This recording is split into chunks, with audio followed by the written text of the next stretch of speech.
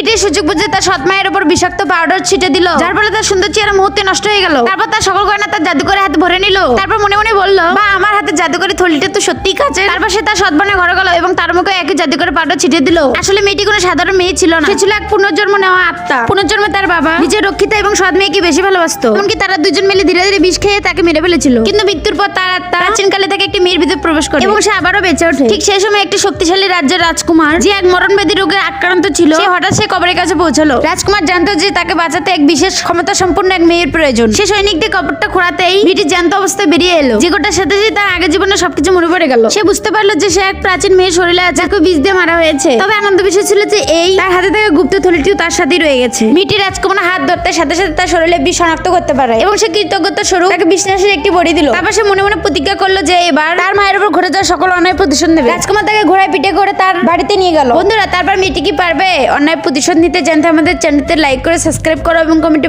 লিখে যাও।